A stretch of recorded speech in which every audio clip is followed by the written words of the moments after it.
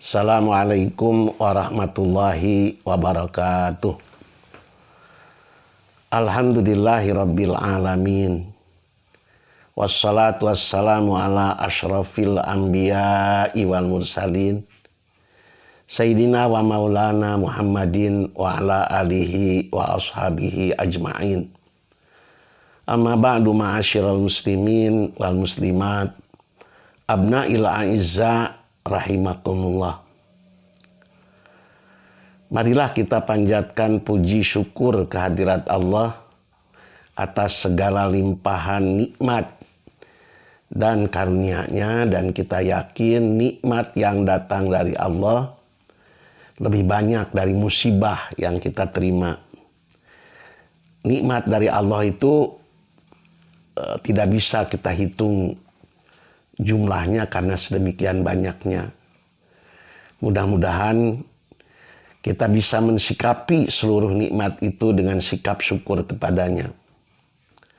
Doa, mari kita panjatkan kehadirat Ilahi Rabbi atas atau untuk mereka-mereka, guru-guru kita, teman-teman sejawat kita, masyayikh kita yang telah banyak yang mendahului kita, apalagi dalam situasi COVID-19 ini, yang pada hari ini saja, tadi pagi, saudara kita, saudara Tetu Komarudin, itu meninggal dunia. Ananda Tetu ini di mana di Bandung ya, dan sudah banyak sekali, dan kita berdoa kepada Allah mudah-mudahan pandemi ini cepat lepas dari bumi kita, dari Indonesia juga, dan mudah-mudahan kita bisa kembali menelusuri kehidupan yang normal pada waktu-waktu yang akan datang. Mereka yang meninggal mudah-mudahan diterima oleh Allah Subhanahu wa Ta'ala. Dan kita yang masih hidup, kalau memungkinkan, kalau bisa juga melakukan sholat sholat gaib untuk mereka. Saudara-saudaraku, setiap orang berkeinginan untuk mendapatkan kesenangan, bukan hanya di dunia saja, tetapi juga mendapatkan kesenangan di akhirat. Malah doa dari manusia muslim itu lengkap itu. Rabbana atina fid dunya hasanah wa fil akhirati hasanah wa qina adzabannar. Kenikmatan di dunia juga kenikmatan di akhirat. Setelah dipelajari, ternyata kenikmatan-kenikmatan, keberhasilan-keberhasilan itu tidak datang begitu saja.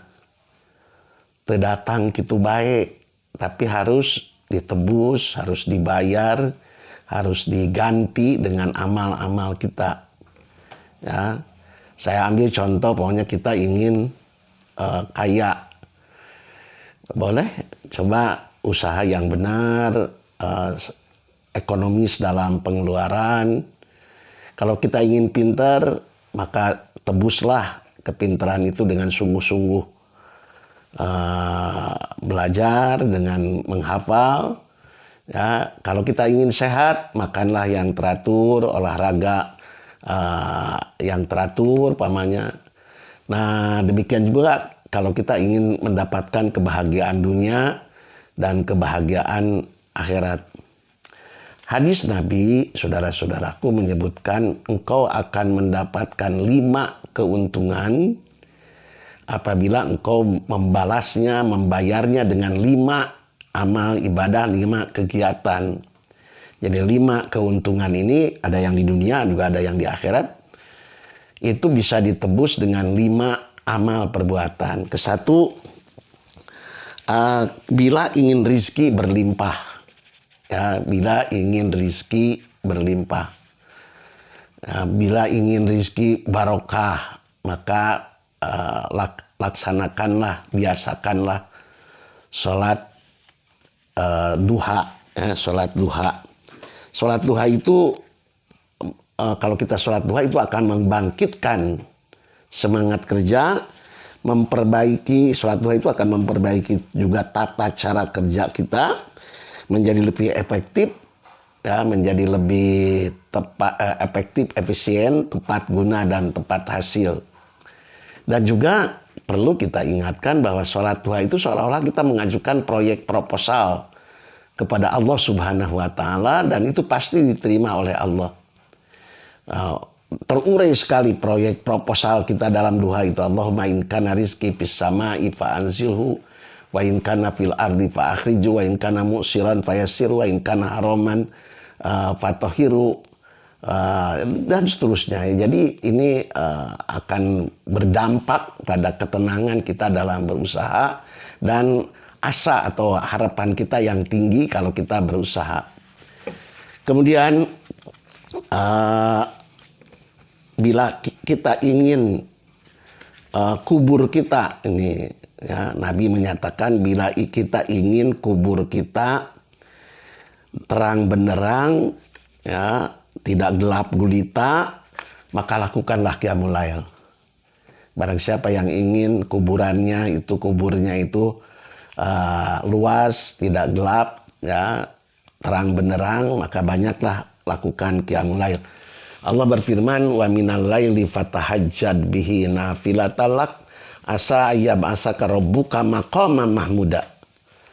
Kamu harus melakukan sebahagian dari malam itu, melakukan tahajud sebagai sholat sunat bagi kebaikan engkau, dan mudah-mudahan Allah akan membangkitkan engkau dalam keadaan yang terpuji. Malah bukan hanya Islam saja, bukan hanya Nabi Muhammad saja yang banyak menganjurkan untuk melakukan sholat qiyamul lail.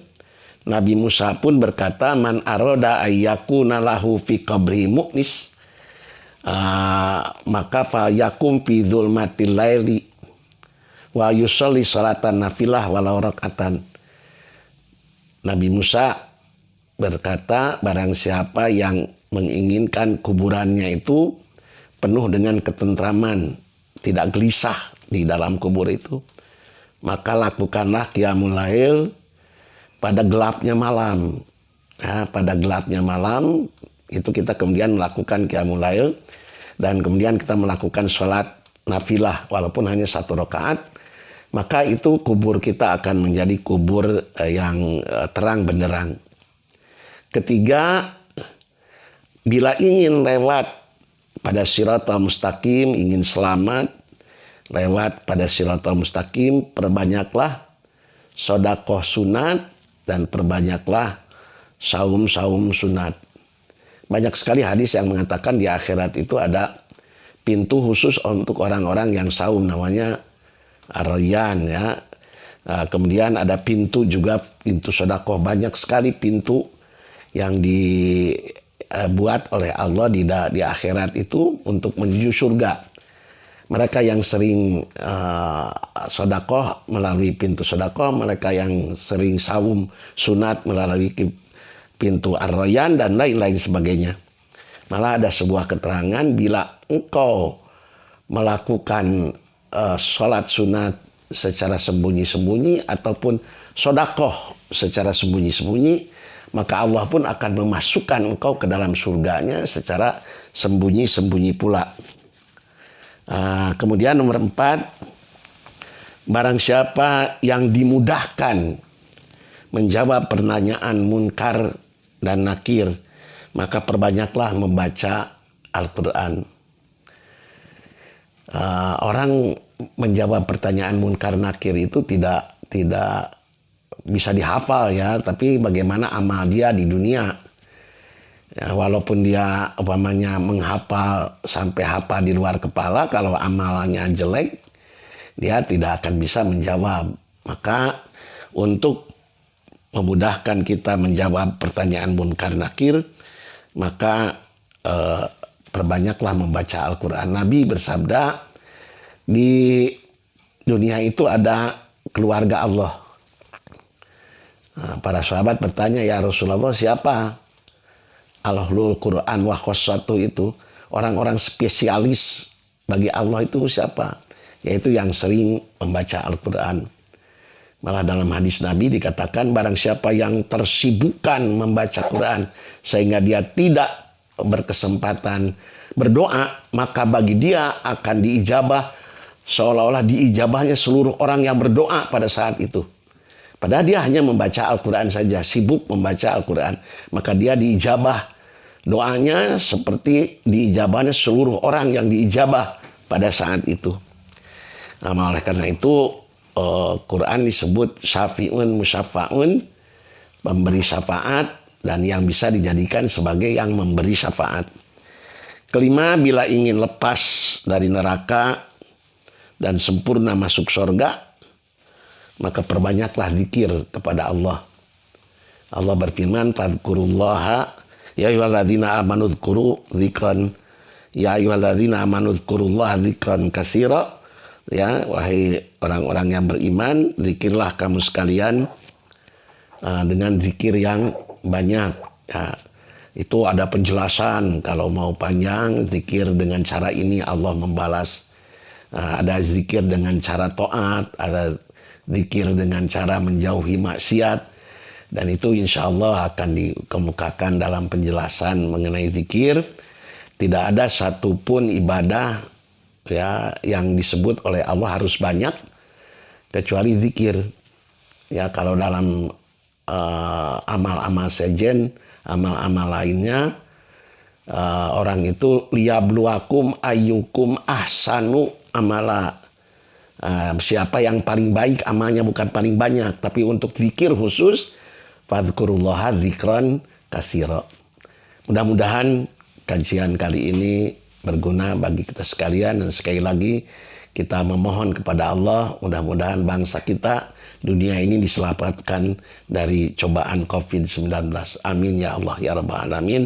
Wassalamualaikum warahmatullahi wabarakatuh.